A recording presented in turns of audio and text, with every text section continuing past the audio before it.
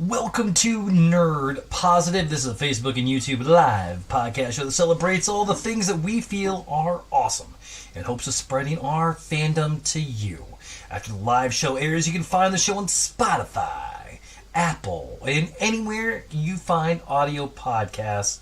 In the show, we dive deep into the hearts of fandoms and celebrate the things we love. From sci-fi to fantasy, movies to TV shows, comics to video games, we explore the universes that have captured our imaginations and made us lifelong fans. Each week, we'll take you on a journey through the realms of awesomeness. Expect passionate discussions, in-depth analyses, things under the bed, and many side quests. So whether you're a die-hard yippee-ki-yay motherfucker enthusiast or just dipping your toes in the fandom waters, Nerd Positive is the place to be. I'm your host, the self-proclaimed Emperor of Awesome, Bradley Buchanan, and with me every week is the unverified twin of Dwayne The Rock Johnson in the eyebrows, the unverified twin of Dave Batista in the head wrinkles, the unverified twin of Carl Weathers in the mustache, the flavor saver, and the unverified twin of Shamar Moore in the nipples. I have Brian S. Dennis here. Hello, ladies and gentlemen, boys and girls in the Nerd Positive universe. Thank you for surviving the pandemic. Thank you for becoming Nerd Positive with us. And as my tag team partner said, my name is Brian S. Dennis, where this week the S stands for dynamic. Nice. All right, man. So before we get into everything, I feel like we should probably get into our favorites, but we got some lunch break reviews. I'm going to get a bunch of those out this week. I've been trying to get some out pretty as often as I can, try to get more in the swing of it. I kind of changed some things around to it. I actually have a new rating system. I'm going to run it by you after we go off the air. But, dude, what are your favorites for the week? All right, I've only got a couple because this week was super busy at work. So they are both from the world of television and both from the world of Paramount. One's from Paramount, one's from MGM. One is Matlock. Brad, if you've not had a chance to catch up on the Kathy Bates-led Matlock, sort of kinda is a spinoff or sequel. It gets better every single week. The first episode, I was like, it's not bad. But then I think I told you before, without giving away a spoiler, it has a great twist at the end of episode 1, which actually changes the whole kind of tenor of the season. And every week, the show is growing and growing and growing on me. And then from, we are now in the month of November, but if you're looking at something that it has that great anthology, creepy feel from continues to do that and get layer upon layer with lots of cast members. So loving both of those shows. Second season of Tracker and Ellsworth are also going on. Both shows are still pretty decent. I feel like Tracker is not quite as good season 2 as it was season 1. Ellsworth continues to just be a real trip. And of course, we both love High Potential. So, but my two favorites standing out are going to be Matlock and From. Nice, man. So I got to speak about Matlock quick. Dude, okay, I'm going to get through. I haven't got through the first episode because I got like 10 minutes into it and I was like, what is this? Yep. I was actually going to curse you. I'm like, what, Brian? Okay. All right, so just know I need to get through the whole episode. I was with you until the twist. Okay. And that's kind of already bearing the lead that there's a twist to it. That's fine. But then starting with episode 2, because of now what you know that the rest of the cast doesn't know, it actually changes how the whole flow of the show is. So you're in on a little secret, and that really does change the show. And I think it makes it a lot better. I will give it a watch. And we've got a cameo. We got a cameo. Hey there, you want to say hi to Brian? Yeah, hold. Oh, hold. Okay. Of course, that's your job. Your headphones are broken. Did you just break my headphones? No, they were already broken. You just broke my They were headphones. already broken. Princess Leia, did you break your dad's headphones? No, they were. Wow, is he being weird? Yeah. Okay. How are you, Princess? So, me and your dad are talking about our favorite duos or teams. Do you have a favorite team of characters in a movie or a TV show you really like? And you cannot say anybody from Grey's Anatomy. I can say something from One Tree Hill now. That's fair. That's fair. Haley and Nathan. Okay. All right. What do you know about One Tree Hill? You weren't old enough to watch One Tree Hill when it was out. Me and my mom watched the entire series episode to episode, and we just finished it like 3 weeks ago, I think. Okay. All right. All right. Yeah. Fair. That's fair. I like breathing into this mic. It's cool. Okay. Well, it's time for me and your dad to do the show. So, can I get a bye-bye? Say bye-bye. Bye-bye. All right. Thank you. Later, Princess. She is going to be making her lunch break reviews debut this next week. She's going to be doing a review of Absolute Wonder Woman #1. Nice. I think you should do a review on a movie that I like. Oh, this is a comic book. I know, but if I do this, then you have to do a movie that I like. You have to watch it. We'll see. But anyway, man, so talking about your shows, the only shows that I want to add to that is Agatha All Along. I am catching up on Agatha all along. I'm not going to lie. The first 2 episodes kind of lost me a little bit. Same. I wasn't feeling it. And so I got behind on both that and Penguin. So I'm catching on both of those. Yeah. Penguin absolutely had me, but I was just so busy that, I think Penguin drops on Sundays. Yeah. So Sundays, there's so many things that I like to get dropped between Thursday and Sunday that it was just like, and Penguins are longer episodes that I just was like, I'll watch it tonight, I'll watch it in the morning, and I just got out of it, and I want to make sure that I'm in a good space because I do really dig it. And I had a lot of hopes for Agatha all along. I'm a big Catherine Hahn fan. It was just, again, I just finished, I'm about halfway through episode 3 that started this morning, and I'm just like, Now, there are a couple podcasts that I follow that really liked how it ended, how the season ended. So, I've been told that if I can hang on for Lady Death, that's good. So I'm similar to you with Matlock. I'm like, I'm gonna give it. I'm gonna give it a shot. I'm staying there. Your homework is Agatha. My homework is Matlock for next week. There we go. All right. And what else you got? Wonder Woman or Absolute Wonder Woman #1. Okay. Came out. It's a comic. It's it's a new universe. I won't get into it. I got a couple podcasts on lunch break reviews that you can check out. But Wonder Woman was not raised in Themyscira. She was raised in Hell. And her adopted mother is Circe. Nice. And so she's part witch. And nice.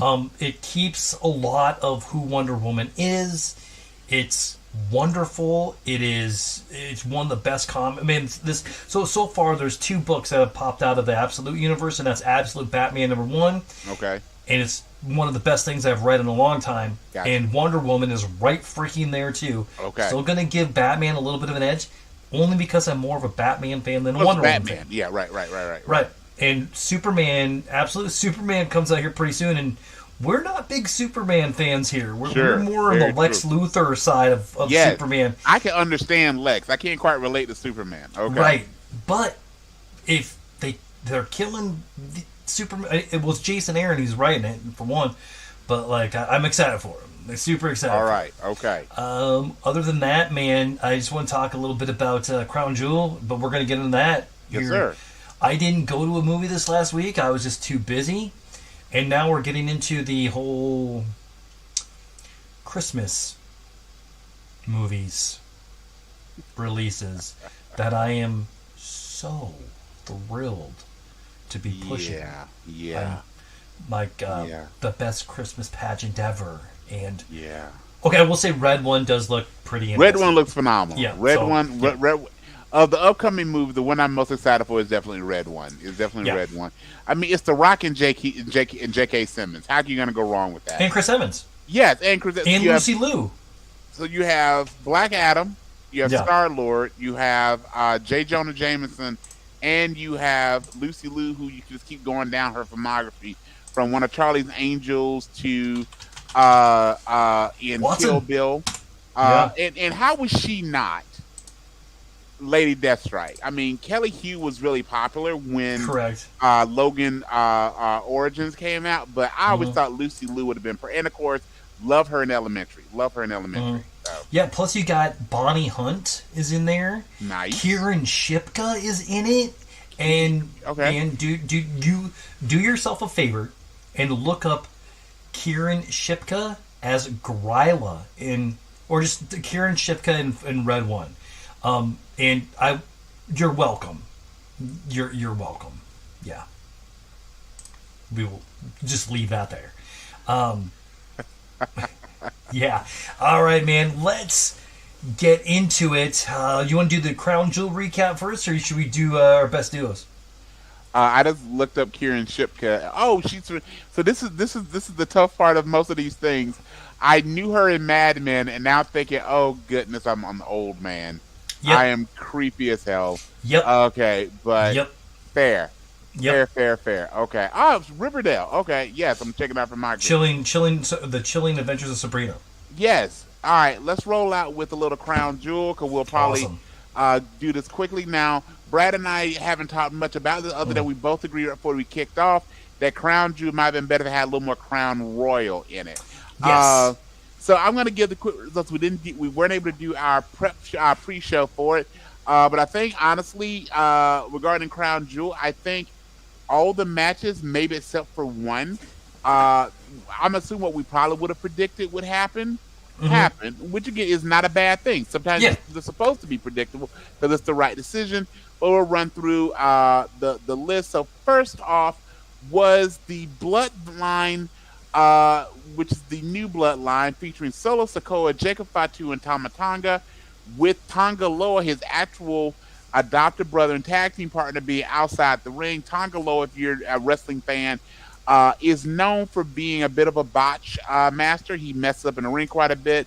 So probably put something with three of the top wrestlers in the company being his opposition. Probably want to make sure they were safe. And they took on a lot of botches. Yes, and throughout this pay-per-view or PLE. Yeah. But then you have taken on Jimmy Uso, Jay Uso, and of course the OTC, not over the counter, the original tribal chief, Roman Reigns. I think the name personally would have been cool. They said the OGTC, but hey, maybe that was considered too long. All right. Anyway, the crowd throughout the night was really hot. This was over in Saudi Arabia. Yeah. The short thing in the match, a couple things to take away for it. The new Bloodline came out as a team. The OG Bloodline was Roman and Jimmy coming out together, and then Jay coming out separate. Jay does a very similar enter as Roman Reigns back in his Shield days and his original run as a babyface single, that he comes down through the Czech crowd. To hear the fans going yeet and rapping his music was fantastic. The match was slow in places, which it probably was going to be. What we wound up having happen is we now know, which is what this match was meant to build to the Survivor Series War Games match. That's what we knew going into this. And with Survivor Series War Games, you typically have either a 4-person or a 5-person team. This is going to be a 4-person team. Well, we knew the new Bloodline is Solo Sikoa, Jacob Fatu, the Tongas, Tama Tonga, and Tonga Loa. And we knew it would be Roman, the Usos of Jimmy and Jay, who would be fourth. We've talked before about would it be Cody. We talked before about who it could be, and I mentioned that I thought it should be the 4th member of the original Bloodline, which it is, which is our boy Sami Zayn, the underdog from the underground. He came out. Definitely got a few shots in with the explosive suplex, but his misstep, which was story of the match, that the new Bloodline is on the same page while the original Bloodline is not. Sammy had a miscued haluva kick to Roman Reigns, and then we saw Roman Reigns in only his second match back actually get pinned 1, 2, 3, middle of the ring by Solo Sikoa. And Roman Reigns has not been pinned many times in the past 3, well, really, this was almost 4 years. Yeah. Really, the ones that spark out that he was pinned by Jey Uso, Cody Rhodes, and now Solo Sikoa. I think he literally has only been pinned, at least on television, 3 times in the past 4 years. That sets up War Games. That's what it was meant to do. There'll be more on SmackDown as they're trying to get everybody on the same page. Probably also on Raw, as Sammy and Jay are technically Raw superstars. But the biggest thing out of this, beyond how the match ended to me, was just how over Jey Uso is as a singles. And if there were any long-term plans to reunite the Usos, my guess is Triple H and all the decision makers maybe think about, we've got lightning in a bottle with Jey Uso. And if they're planning WrestleMania, there may be some real thoughts about, I'd always thought WrestleMania would probably feature for the world title, the title Gunther carries on Raw, that being somehow that match for that title being CM Punk and Seth freaking Rollins. I'm thinking the match we may get that the fans want to see is Gunther defending against Jey Uso. Because I think people really want to see Jey Uso. He had a short Intercontinental title run for this storyline's sake. It needed to be short. But people are really into Jey, and if someone has connected with the fans that way, similar to LA Knight, you got to give them a little bit of love there. All right. So your thoughts on that match? You thought did it go the way you think it should have gone? Thoughts on the match? Yeah, I think that Solo was supposed to win. You know, they built it up well. I knew Sammy was going to come out. I called it like a minute before it happened. It started the whole theme of the night, which was predictable. Yes. Yeah. Before we go any further, they get a lot of money to go to Saudi Arabia for Crown Jewel, and which is fine. It's in the billions with the B dollar amount for that full contract.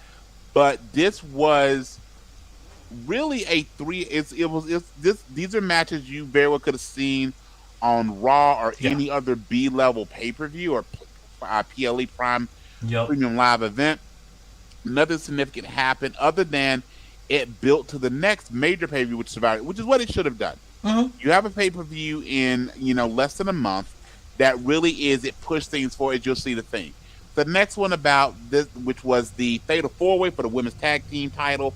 So Bianca Belair and Jade Cargill, who I have now named the new LOD, the Ladies of Doom.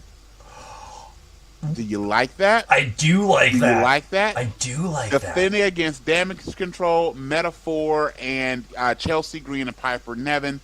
This was a Fatal 4-Way match. It really, again, was predictable, paint by numbers. Yeah. The new LOD retained, but we got to see all 4 tag teams had some moment, especially got to see the feature of Lash Legend, who, whether she's a tag wrestler or a singles, is at a level that she's going to be at a physicality level similar to Bianca Belair, similar to Jade Cargill, similar to Rhea Ripley, similar to Raquel Rodriguez, and that's great for her because everyone that she would have the ability to match up with physically are those upper echelon female wrestlers. I mean, that's going to put her in the main event picture in the next couple years, which is great for Lash Legend.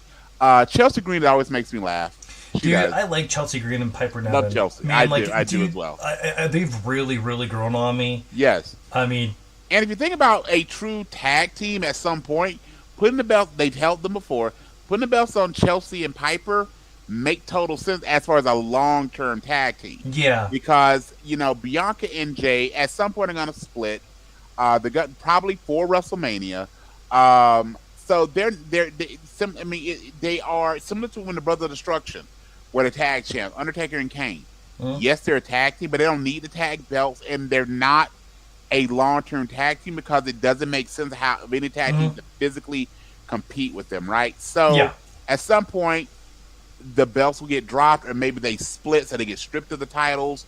But again, this was a predictable match, but it had a lot of moments that has made me giggle. But there were definitely some botches in this match. Chelsea Green took what should have been a back bump from a slam.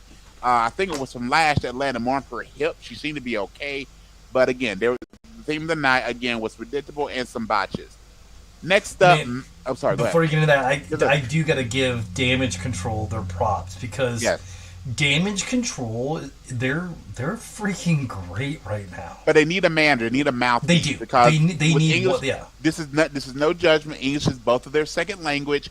They speak way better English than I ever speak Japanese or anything else. Yeah. But their ability to again do promos, whether they're heels or baby faces, are really limited.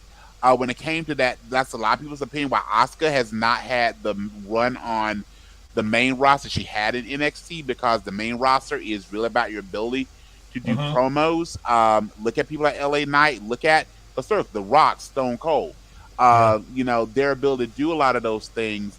I know right now she's out with another knee injury, which is Dakota Kai. Hope she has a speedy recovery. But that was really a lot of what Dakota Kai's purpose in that when Damage Control was 4 people. And when Bailey was part of that, was to help with a lot of that communication and promo. So, hopefully Dakota Kai comes back. And really, I'm a fan of Dakota Kai as a wrestler. I think she has a lot of potential. But maybe it's time to maybe focus on making Dakota Kai a full-time manager, and let her, again, do the speaking for whether we're talking Io, Kairi, or Asuka, who's also out with the injury, when she comes back. Agree. Next up, Seth freaking Rollins versus Bronson Reed. Probably the most physically impactful match of the night. While Seth freaking Rollins won the match, I gotta say, to me, the MVP of this PLE was Bronson Reed. He came out, and by the way, just in shape for the podcast, myself in the other room, got to give Bronson Reed love. But if you saw the outfit, that was a ode to MF Doom. With the outfit, with the outfit that he wore with his singlet. So good job out of him.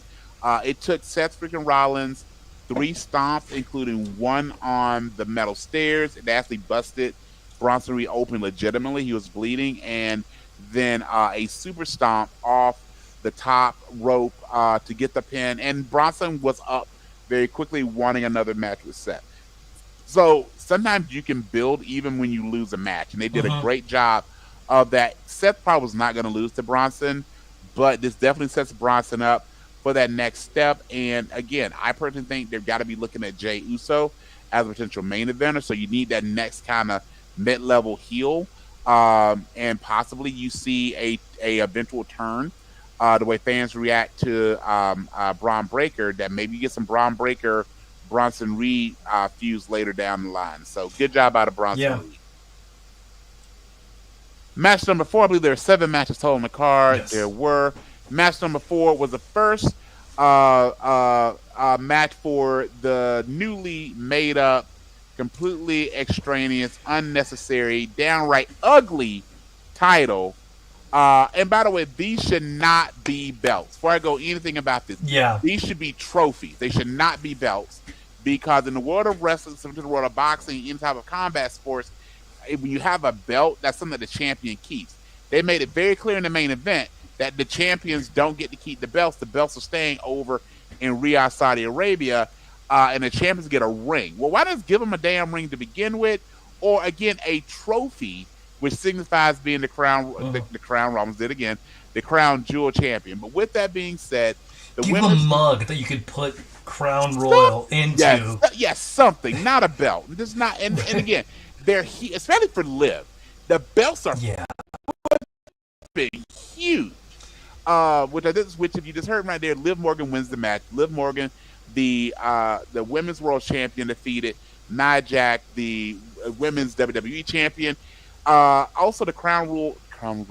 Now put Royal and Jewel together. It's going to happen the rest of the night. As long as we're talking about Crown Royal. Yeah, the Crown Jewel champion. Yeah, the Crown Jewel championship. The Crown Royal champion is Brian S. Dennis. This should have been Crown Jewel sponsored by Crown Royal. Right. Okay? Other than it happens in a Muslim country, so I think there's some rules about that. But other than that, I've been to Riyadh. All right, did you have Crown Royal in Riyadh? I wasn't allowed to drink, and I wasn't allowed to drink when I was there. Oh, so with that, being publicly said, I can't say anything, but sir, I feel you, sir. Yeah. But with that being said, the backdrop of this match was Tiffany Stratton gonna cash in? They're doing a really good job. I think at some point Tiffany Stratton, number 1, is gonna be a babyface. Number 2, it's got to happen soon. Yeah, and number two, when she does cash in, similar like Dolph Ziggler's the ones that really tease the cash in, it's going to be a huge moment. And she's obviously going to cash in on Nia Jax. She is. Yeah. But with that being said, I like the back and forth. I don't know if you follow the WWE's Facebook page, but they did a post of Tiffany right after the match with Nia actually running after her. So Tiffany running from Nia. Yep, I saw that. But Liv Morgan, thanks to some a mild bit of interference from Tiffany Stratton, Raquel Rodriguez, and our boy Dirty Dom Mysterio, Liv Morgan did defeat Nia Jax and wins it. She was very emotional. She was very tearful. I know these are scripted matches. Yes, this is planned, but these are people who put their bodies and a lot of their lives on the line. And when they get to do something momentous, I think we need to honor those moments. And then I got to say what was the best match of the night, but it also was not a match. Our boy Kevin Owens versus our boy Randy Orton. Here's the deal. I liked how they handled this because it was a fight. It's going to lead obviously part of something at Survivor Series. What I don't like is this seems, other than I think Kevin Owens and Randy Orton are going to make, lemonade out of lemons or make a sandwich out of S. This seems like someone in the writers' room is, let's turn Kevin Owens heel. There's never any reason why he turned heel on Cody. Why he's continuing to fight Randy. Why Triple H goes, this is the most dangerous he's ever been. There's why he says Cody betrayed him. Like there's really no rhyme, no reason, and everything was about him not turning heel and building to, so it'll probably be Randy. Now they've gone a complete 180. They did do a thing on SmackDown where Randy and Cody are in the back talking, and right before Randy left the screen, he did take a little noticeably looked at the championship. So I do think that's probably Cody's opponent for WrestleMania 41. Whether it's babyface versus babyface or Randy turns heel, who knows? They did a lot of great work with making this a very physical beat 'em up contest that wasn't a match they ever got started. The execution of the match is fine. The execution of the storyline has a lot to be desired because there's no reason. I did like Kevin Owens showing up in the Bob Orton Jr. That's cool. That was good. If you don't know Bob Orton, that's Randy Orton's father, legitimately. So that was really good. Again, hopefully more to come with this one. Anything you want to add on the Orton Owens match? Nothing. No. It was there. It was good. It did make sense. Didn't care. I didn't care about before. Didn't care after. But I liked what I watched. To it. Yeah, absolutely. LA Knight, Andrade, and Carmelo Hayes. Athletically, probably one of the best matches of the night. Again, a match that I didn't really care about because you knew LA Knight was going to retain. The only thing about this match is LA Knight. I am one of the ones, I feel like you sound like a hater whenever you say this regarding LA Knight. Yeah, but it is so obvious that he is heavily influenced by both Stone Cold Steve Austin and The Rock. I mean, everything about his persona as LA Knight, and it's more emphasized when he was Eli Drake in TNA. It was not this level of emphasis. It is so emphasized. Maybe he's been told that for his time in the WWE. However, everything about how this match led up to it was how a heel champion would act, not a babyface champion. And the babyface champion that feels like he can handle anything. The interference in the best of 7 match, how all this worked out. He's going to get cheered because he's really over. His promo was really good.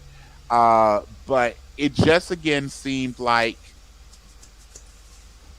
I don't get how he's coming across how he's acting as a heel. While he still get a babyface fan response, hopefully that doesn't change because I think he is really good as a babyface. But they also need to develop something in him in the mid card. He needs somebody to work with. Andrade and Carmelo Hayes are both really talented, but the problem is when you do it, and they've done this with multiple people before. Famously did it with Booker T and Chris Benoit. They've done it with MVP and Matt Hardy. When you do a best of 7 series and it goes all 7, that meant the fans got to see one of the competitors lose 3 times and the other one lose 4 times. So it's good to see the match, but it doesn't necessarily set them up as like, hey, we're the next step up, because you see them lose as well. Neither one of them seem like a threat to them. Most likely you'll see another match between Carmelo Hayes and Andrade. But I don't know who LA Knight now fused with, which would have made perfect sense to maybe have, if Kevin Owens was going to turn heel on anybody, have him heel turn on LA Knight. They made such a big deal. Remember when Kevin Owens was wrestling Cody, they had not been a singles champion in years. Yeah. The booking that would have made sense if Kevin Owens was going to turn heel was have him attack LA Knight. Yeah, that's a feud that we could have gotten into. This with Orton and, to a lesser extent, Cody, this doesn't make sense. Now we get to the main event, which was the undisputed WWE champion. I love the fact that the men's title is the undisputed WWE champion. The women's champion just, hey, I guess maybe it's disputed. I don't know. But you've got Cody Rhodes against Gunther, the ring general. And good match. Respectful match. I am a huge Bret Hart fan. After The Rock, Bret Hart is probably my favorite wrestler of all time. And got to give flowers to Corey Graves. I've mentioned how that match ended, the way Cody pinned Gunther, very much how takes a page out of Bret Hart's book with how Bret Hart won the Intercontinental title from Roddy Piper. Good match, a lot of show of respect, which is great to see. But again, if you had to pick one of those two, other than we'd have done a prediction show, I would have said I would have assumed Gunther would have won. I assumed that maybe The Rock would have came out and interfered, but we didn't get that. So Cody winning, Other than I think it's something really special that Gunther doesn't ever lose. I mean, again, similar to I talked about Roman Reigns, I think in Gunther's time on the main roster, he has been pinned very few times. Three times? 2 or 3 times. That's it.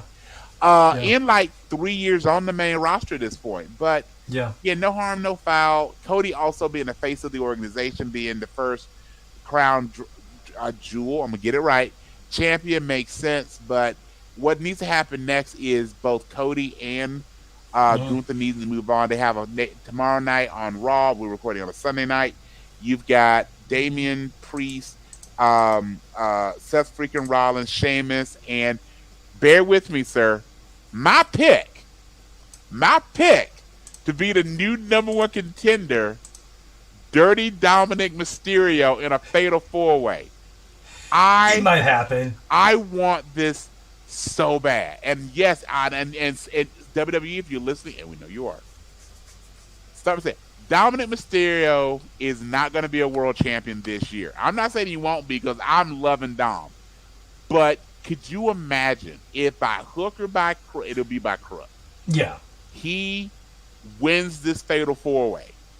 Maybe pins Damian Priest again. He did it last week. Or pins Sheamus. He won't pin Seth Rollins. He goes and think about how dominant Gunther is in his offense. Dominic sells extremely well. And no one's going to give Dominic any chance in hell. So let me pause again and put this into WWE. While I want the match, no way in hell should Dominic Mysterio beat Gunther yet. I can see Dominic Mysterio. I mean, seriously. Okay, Jinder Mahal was a world champion, okay? So things have happened, right? Eric Bischoff and Vince McMahon were both world champions of their respective organizations, right? David Arquette is a former WCW world champion. Yeah. In wrestling and a movie, and they made a movie about it. Yes. Wrestling's a little wacky. I gotta say, David Arquette got to marry Courtney. Courtney Cox. Thank you. That should have been his world title. I mean, it's kind of like a Scream, but you know. Yeah, and I see what you did there. And he survived a few of the Scream movies. But with that being said, that's my pick. But also, Cody, as someone who's going to face The Rock, he's already said it's going to happen. But I really, truthfully hope, again, not that he should or would win it, but I really think the build to a dominant Mysterio-Gunther match for the world title would be fan-flipping-tastic. All right. Anything else you want to share about crown jewel before we talk about our favorites, so our duo favorites? I'll rate it. I'll give it a 5 out of 10. Okay. I'll give it a little... I'm sorry, go ahead. I was going to say, it was nothing special. It could have been an episode of Raw. Like, it didn't do anything for me. I think the only thing that it did was push forward a couple of matches. That was really the bloodline. That was... Right. Yeah, it pushed the bloodline, pushed to the next step in the Kevin Owens Randy Orton feud. It makes you think, Bronson Reed and my guess, and that's again, and maybe that's what happened. Maybe Bronson Reed interferes on Raw, because that also is in Saudi Arabia. So maybe Bronson Reed interferes on Raw, and that's how Dom Mysterio gets a pin. Who knows? Again, I really want to be Dom, but you're right. This was a supercard, a pay-per-view, a PLE.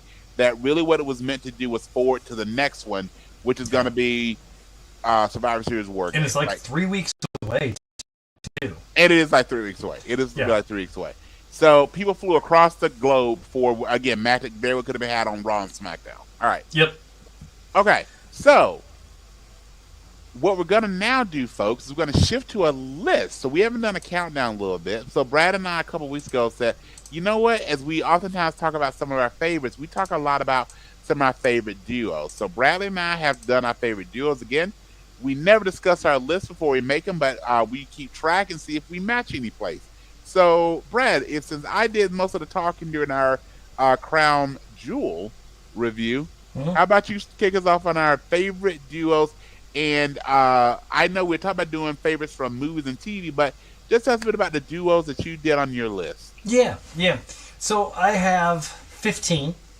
Okay, fair. And I think we're going to have quite a few in common. Now, I did cheat a little bit in a couple, and I'll explain when I get there. Okay. But I'm gonna start my list off. You could do honorable mentions, or we could just start at 15, go up. Really, the only first like 5 matter. Everything else is pretty much the same level. Okay. Number 15, a duo that'll make you laugh till you cry. Rick and Morty. That would be my kid's probably number 1 is Rick and Morty. Yeah. Yes. Number 14. Now we love comic books. We love superheroes. Yes, sir. And there is a duo in Marvel, what I think is probably Marvel's greatest duo. Okay. They are for hire. They are the heroes for hire. Iron Fist and Luke Cage, a.k.a. Power Man. Man, like these two, like they should always have an ongoing book, and they don't right now. Right. Marvel, right? Get to it. We need heroes for hire because, man, the stories just write themselves. They really do. Sweet Christmas. Sweet Christmas, and you take the two most opposite characters that you could take. They are the odd couple. They are the odd couple, and they are best friends. Yes. I mean, Iron Fist. Yes, Iron Fist definitely needs changes to his character if they ever want to reboot him. He definitely needs to update. Of the Defenders, he's the one that needs the most updating. Right. Is Iron Fist, without a doubt. Yep. So my number 13. I bet this one. When I say this one, you're going to think I probably would have put it higher, but Green Lantern and Green Arrow. I put them low because they're not always together. They got a lot of good books, hard traveling heroes. You see them a lot. They're really good friends, but they're not a duo all the time. So, fair. And then my number 12. Now they are a duo, but it also it's one of those what's your definition? My number 12 here is Superman and Lois. Nice. And then, so what I was thinking here is Superman doesn't get to be the Superman that we don't love without Lois Lane.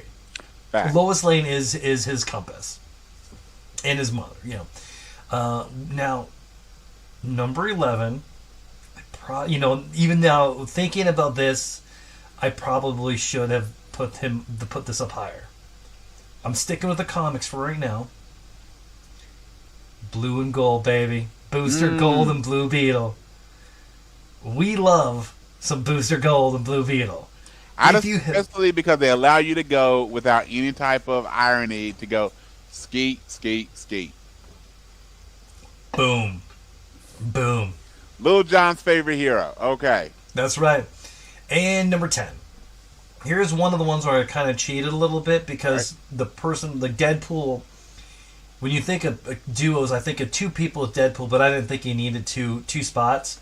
Okay. So I put Deadpool and Spider-Man because Deadpool is best friends with Spider-Man, and Spider-Man is not best friends with Deadpool. Exactly. But when you're thinking about and Deadpool... now, can you imagine now with how innocent Peter Parker is?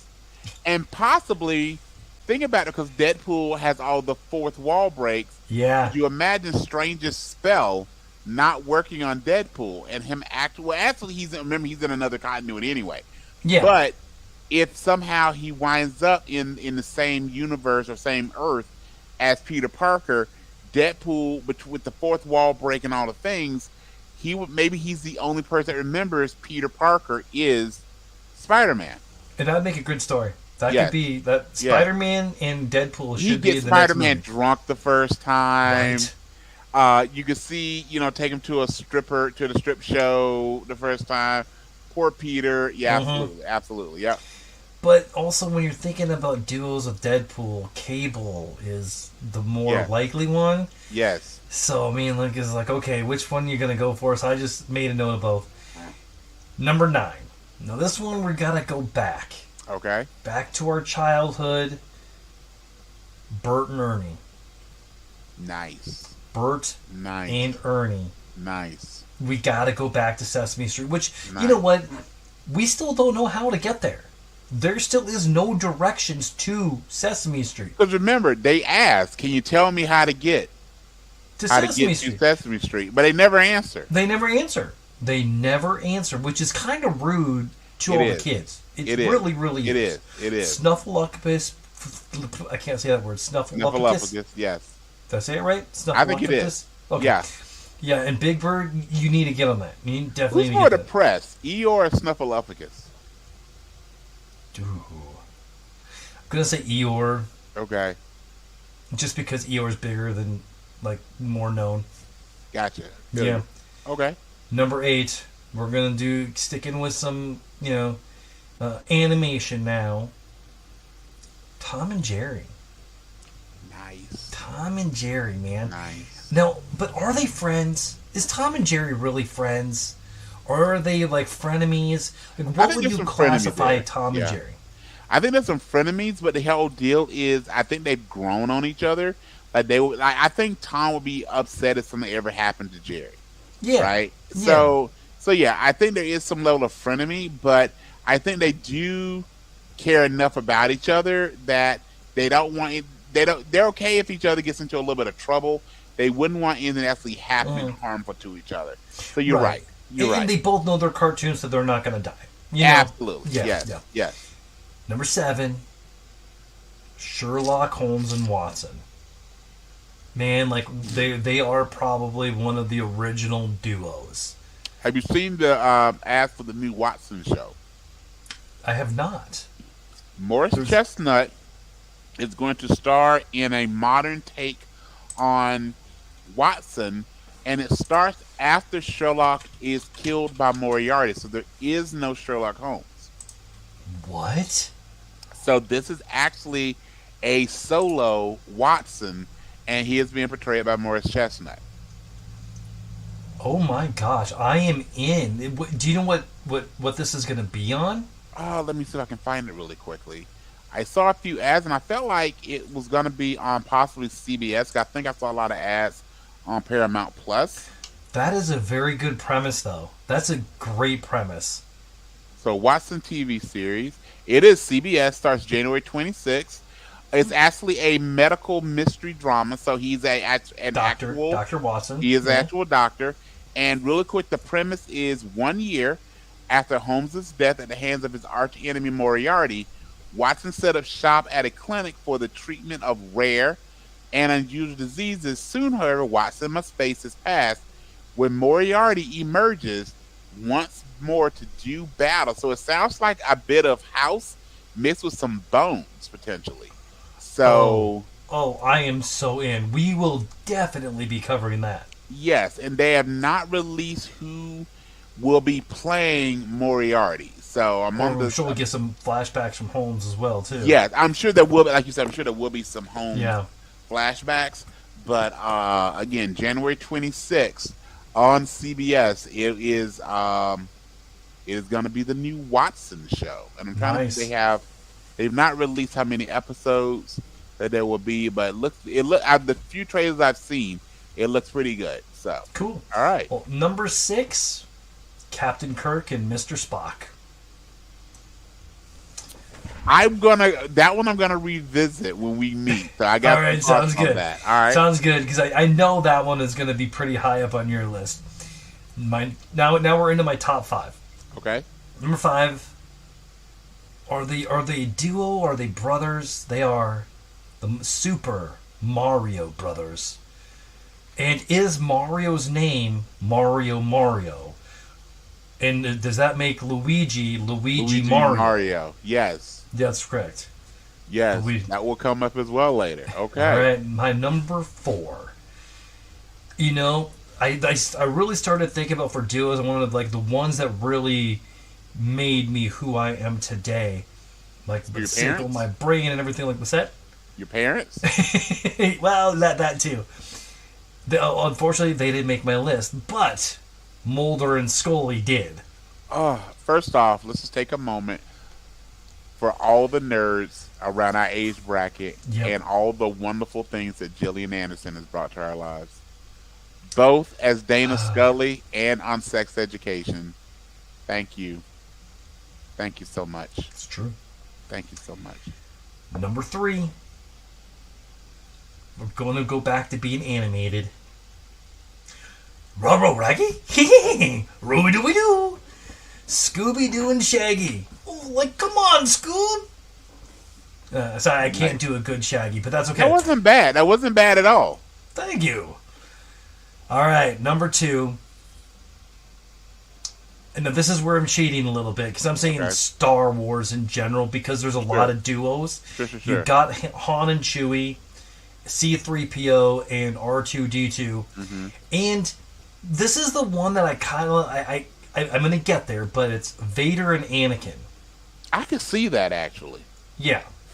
They're so diametrically opposite that I can see that really, and that interplay between Vader and Anakin. Absolutely. Yep.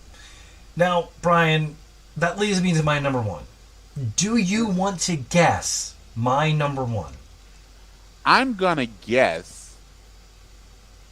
No, I'm not going to guess. Okay. I want you to tell me, because I believe I know. Okay. Here's we have the same number 1. Go for it. Holy, number 1's Batman. Batman and Robin. The greatest of all duos. And this is, now I'm going to be specific, Dick Grayson Robin. Okay. I feel like Robin, there's a lot of Robins, but as far as the dynamic duo yes, is Batman and Robin, Dick Grayson. Well, that's the truest incarnation of it, because every other Robin is less than Dick Grayson in Batman's eyes. Yeah, maybe Damian is getting up there now. I mean, but you would think if he's going to have any other paternal feeling, it should be for his actual biological son, right? But there again, I will say, if you're taking on the Batman and Robin duo again, I think Batman, Dick Grayson, and Damian Robin is another really good duo. Yes. And then I'll put that up there as well. But there it is, my 15. Of your 15, great list. Now, couple caveats. I did 10, not 15. I focused specifically on duos from movies and television. So because of that, we didn't match that much, but we did match on 3, including one of the exact same spot.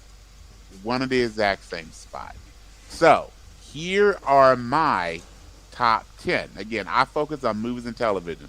So coming in at number 10, which is the first one we matched on, is Ruh-Roh, Shaggy and Ruh-Roh. Scooby-Doo. Scooby-Doo, Where Are You? So I have 5 from television, 5 from movies. And so I'm going to give this version to the old school version of Casey Kasem and Don Messick, who voice Shaggy and Scooby respectively. Coming in at number 9, the most recent duo, and I'm a little shocked that you did not put this duo as much as we've talked about them the last month. How can we do a list about duos and not talking about Deadpool and Wolverine from Deadpool and Wolverine? So I almost put that in there with my other Deadpool. I was curious about that. But it was like, how often is Deadpool with Wolverine in general? And so much of the Deadpool Wolverine dynamic we got in the movie is because of the Ryan Reynolds Hugh Jackman dynamic, right? And how horrible that the way that they handled Deadpool in the Wolverine Origins movie. So much of that is the real life actors who are real life friends, and their dynamic fueled so much, and fan casting it created that. But you're right, from the true comic dynamic, Deadpool and Cable, Deadpool and Spider-Man definitely would be relations that trump Deadpool and Wolverine. I mean, I do feel like Wolverine and Deadpool are brothers. I mean, they are brothers. I mean, they really are. I mean, they're both Canadian. I mean, they both got the Weapon X. I mean, they both got the healing factor. They are brothers. Well, Wolverine was used to make Deadpool, so absolutely. Of course. There's a lot of that. Next up, this cause is near and dear, and this will probably be owed to my mom. This would be her favorite duo. She was doing one, which would be, again, from the movie Turner and Hooch. Oh, good. So Tom Hanks playing Turner and Beasley the dog as Hooch. Still get some ocular perspiration at the tail end of that. Did you ever watch the show? Yes, I did. And I thought it was actually pretty good. It was a good show. I was surprised it didn't get a second season. So both a couple shows that were spin-offs of movies or other things that I felt like didn't get the run on because I think there's so much content on Disney Plus that got swallowed. The Turner and Hooch, and then the updated Doogie Howser. While the Doogie Howser did get 2 seasons, I personally think if that would have been on network television instead of a streaming service, that show would still be going on. It was a good show. So, really good, really good. Next up is my entry for Star Trek. However, it is, I think, a superior duo to Spock and Kirk, which is Picard and Q. So, played by Sir Patrick Stewart and John Delancey. This is also probably the truest romantic relationship that Picard has ever had throughout the series. So, we all know all the things. You can find all the memes that take little screen grabs between Picard and Q. But this one was for me. I've had this in the show before. I am a bigger fan of the Next Generation. That's probably my favorite of all the Star Trek series, and I just have always loved that episode. In fact, I'm probably gonna watch Farpoint as soon as we get done recording tonight.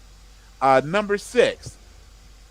No shade on you cheating a little bit, but I did want to get specific when we're talking about Star Wars. This is the second one we matched on. So I'm going Han, Solo, and Chewbacca from Star Wars. There's so many. I mean, there's Han and Leia. There's Luke and Leia. There's Han and Luke. There's obviously C-3PO and R2-D2. I really like the Anakin and Vader. There's Yoda and Luke. There's so many duos you have, again, in Star Wars. I got to give it to Harrison Ford and Peter Mayhew when it comes to that. This one is strictly because Brian Dennis just loves this movie, loves this duo. They've done a few different movies together, but where my favorite connection of these two will be in Die Hard with a Vengeance, John McClane and our boy Zeus, played by Bruce Willis, again. Samuel Jackson. And Samuel L. Jackson, L. Stan, the Godfather of our show. It honestly is my favorite of the Die Hards. It is not as good a movie as Die Hard, but just their dynamic, I love it. And honestly, it was also the last good Die Hard. It was the last good Die Hard. Next up, you're going to hear about Mr. Jackson again because, again, my absolute favorite movie is Pulp Fiction. So I got to go Jules Winfield and Vincent Vega, played by Samuel Jackson again, and John Travolta. And now the next two, I am shocked, my friend. At 2 and 3, neither 2 nor 3 made your list. So coming in third, from the show Scrubs, JD and Turk, played by Zach Braff and Donna Faison. And we have fan casted that these two shows need to have a crossover movie. I'm pulling Sean and Gus from Psych, James Roday, and Gule Hill. That one I will kick myself for. That one, yeah.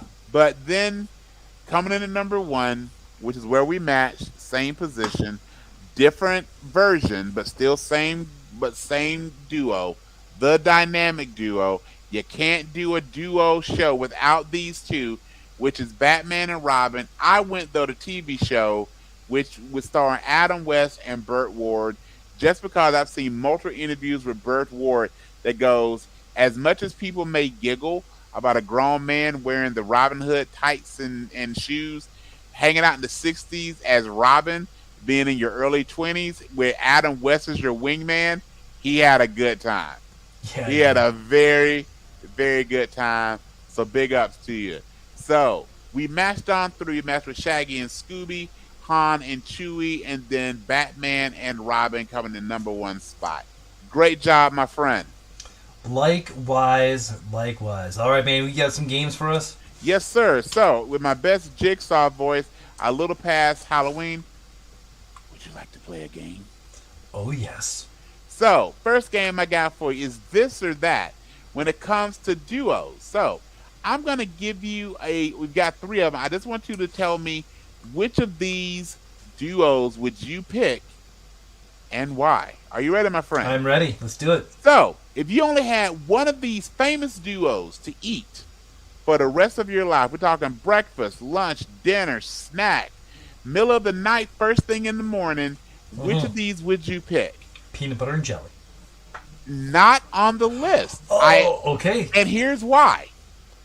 I knew you would pick peanut butter and jelly because I would also pick peanut butter and jelly. So I wasn't going to make it that easy on you, sir. All right, I appreciate that. So here's what we got. This is, again, folks, and we know we're your favorite duo podcast audience, which is bacon and eggs, spaghetti and meatballs, or burger and fries.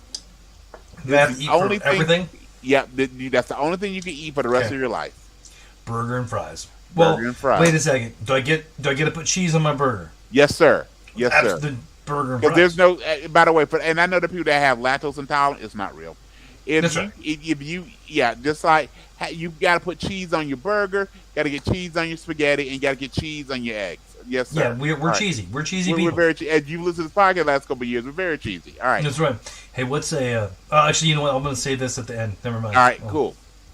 You can only watch this movie series because there's multiple movies starring these duos. So, but this will be the movie series that you get. This is all you can watch for the rest of your life. Okay. This Toy Story series starring Buzz and Woody.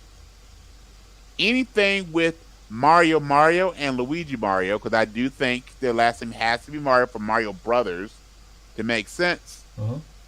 Or the Shrek starring Shrek and Donkey. So I'll say it again. Any movie starring the tandem of Buzz and Woody, any movie starring the tandem of Mario and Luigi, or any movie starring the tandem of Shrek and Donkey. Okay, so does anything with Mario and Luigi count as video games too? Gotta be movies. Gotta be movies. Okay, then I'm gonna have to go Shrek. Fair. Shrek and Donkey, because you know what? Like, I am not a huge Toy Story fan. I like what they are. Really? I like what they are. They're fine, but I don't go out of my way to rewatch them. Okay, fair. But Shrek is always funny. Fair.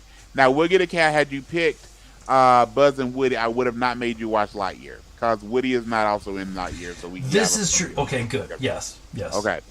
And then my last one, pulling back to our WD, because I think this one would be interesting. Your pick in a ladder match, triple threat ladder match. Okay. ladder match for tag team gold. And so it's a ladder match, not TLC's ladder match. Got to climb ladder, pull down the belts. Mm-hmm.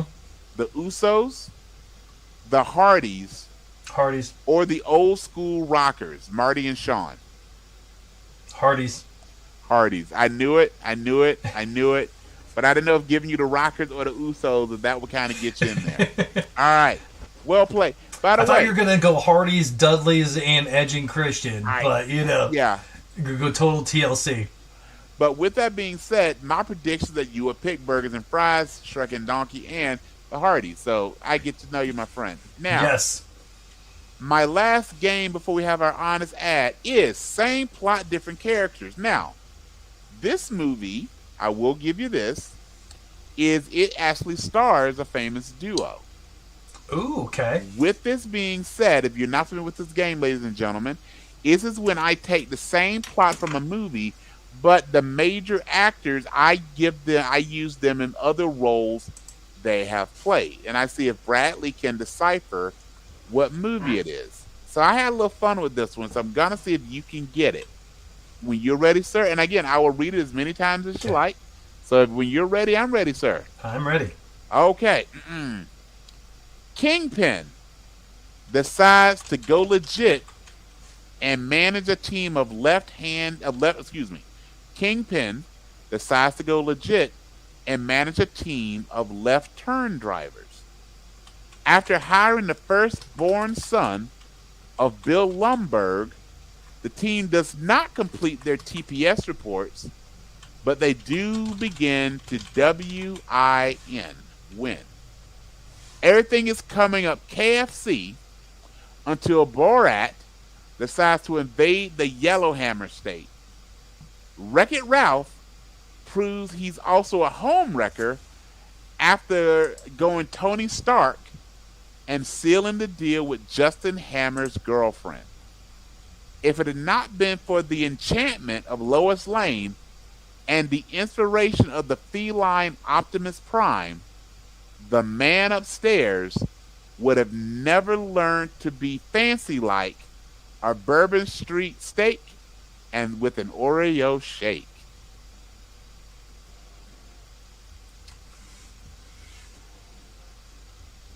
Is this Walk Hard? It is not Walk Hard. You get 3 guesses. It is not Walk Hard. Man. Want me to read it again? Yeah, read it again. Okay. Kingpin decides to go legit and manage a team of left-turn drivers. After hiring the firstborn son of Bill Lumbergh, the team does not complete their TPS reports, but they do begin to win. Everything is coming up KFC until Borat decides to invade the Yellowhammer state. Wreck-It Ralph proves he's also a homewrecker after going full Tony Stark and sealing the deal with Justin Hammer's girlfriend. If it had not been for the enchantment of Lois Lane and the inspiration of the feline Optimus Prime, the man upstairs would have never learned to be fancy like a Bourbon Street steak with the Oreo shake.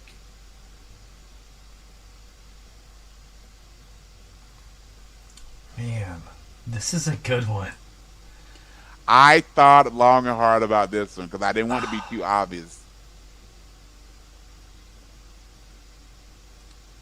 Man.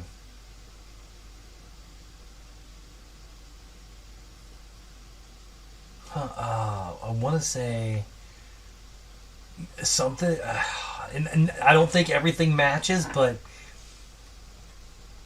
are you talking about Enchanted? No. You got one more guess. I am really proud of this one. This one I thought about a little bit. I probably spent about 15 minutes on this one. This was good. I'll read it one last time for you, sir. Okay. Kingpin decides to go legit and manage a team of left-turn drivers. After hiring the firstborn son of Bill Lumbergh, the team does not complete their TPS reports, but they do begin the WIN win. Everything is coming up KFC until Borat decides to invade the Yellowhammer state. Wreck-It Ralph proves he's also a home wrecker after going full-on Tony Stark and sealing the deal with Justin Hammer's girlfriend. If it had not been for the enchantment of Lois Lane and the inspiration of the feline Optimus Prime, the man upstairs would have never learned to be fancy like a Bourbon Street steak with the Oreo shake. Dude, you got me on this one, man. I'm gonna do one more, and it was a long shot. I'm just gonna say Justice League because we're talking about or Batman and Superman. Nope. All right, so I'm gonna unpack the clues for you and see if you get it. So starts off. Kingpin decides to go. You'll probably get after this first sentence. I want to unpack it. Kingpin decides to go legit and manage left-turn drivers. So Kingpin in the original Daredevil movie was played by Michael Clark Duncan. Oh my gosh, I was going current Kingpin. Okay, you're and right. A team of left-turn drivers. So Bradley, what's the only sport that you can only make a left-hand turn in? NASCAR. It's the Ballad of Ricky Bobby. Talladega Nights. Talladega Nights. So, after hiring the firstborn son of Bill Lumbergh in Office Space, Bill Lumbergh is played by Gary Cole. Yes. That was the hint of, instead of doing the TPS reports, they WINs win. Everything is coming up KFC. If you've seen Talladega Nights, one of the first scenes at dinner, they have KFC. Borat, Sacha Baron Cohen, invades the Yellowhammer State. Alabama is called the Yellowhammer State after the state bird. Wreck-It Ralph, John C. Reilly, is also a home wreck after going full-on Tony Stark and sealing the deal with Leslie Bibb, with Justin Hammer's girlfriend. That was tricky. I had to play into people's real life. Leslie Bibb, who plays Ricky Bobby's wife, is legitimately Sam Rockwell's girlfriend, who plays Justin Hammer in the Iron Man series. Had it not been for the enchantment of Lois Lane, played by Amy Adams, and the insert of the feline Optimus Prime, I had to Google this one. The cougar in Talladega Nights, the roar is voiced by Frank Welker, who also voices Optimus Prime. Okay. And the man upstairs, Will Ferrell's role in the Lego movie, is known as the man upstairs. He would never learn to be fancy like, this is an Applebee's reference, and where they go to Applebee's in Talladega Nights. So that is the same plot, different characters. Well done. Thank you, sir. I gonna get you next week. That's okay. I want a good constellation, my friend. All right, man. Good job. Good job. That was awesome. That one was really good. That was fun. So here we go. My honest ad for this evening. And this one's gonna be, as always, I try and have a little bit of fun with these. They always rhyme, but this one I think is serious because, again, we're recording this on November 3rd. 2 days from this recording is November 5th, which is voting day for this country if you've not already voted. So keep in mind, this is my honest ad for voting. The choice is yours, be it red or blue. The future of our country is up to you. Every 4 years, we have our chance to decide which leaders we will ask to dance. Vote your conscience, vote your heart. Voting is how we each do our part. Republican, Democrats, something in the middle, deciphering politics can be a challenging riddle. But after the ads and at the end of the day, what is left is for our country to find its way. We're all in this together, neighbors, family, friends. Do not let political divides cause connections to end. One party will win, the other will fail. Never forget we are to be indivisible, with liberty and justice for all. Well said, my friend. Yep, we're a week away from Veterans Day as well, man. So absolutely, and thank you for your service as always, my friend. Yeah, and you know what? I will be going to Applebee's on Veterans Day because Veterans Day is actually also my anniversary. Yes, nice. So that's a great way to remember it, man. I got married on all ones, 11/11/11. It was also the same day that Skyrim came out and the Star Wars MMO So which of those, Skyrim, the MMO for Star Wars, or getting married, which of the, and Veterans Day, of those four things that mean a lot to you, which wins today? And your wife is listening. My wife, of course, getting married. Yeah. Smart man. That's right. Smart man. And then I got to play a lot of Skyrim the next day. Boom. Boom. Yes. But yeah, dude, that was fantastic, man. That was fantastic. Bradley, who's your Better Than Us Human of the Week? My Better Than Us Human of the Week, I'm going to give to Leia. I'm going to give it to Leia. She's got some friend drama going on. So we're gonna give that to her. This kid is always happy. This kid always got a smile on her face. She's a good kid. She's, for 12 years old. Pretty proud of that kid. All right, great one. I'm going to give mine to my friend Maria. She got a major promotion at work last week. It is long overdue. She really deserves it. So, Maria, fantastic job. You're going to do great. You got this. We've talked a few times, giving her all the big ups, all the encouragement, which, you know what? She doesn't need it because she's going to be a baller at it. So, congratulations to her.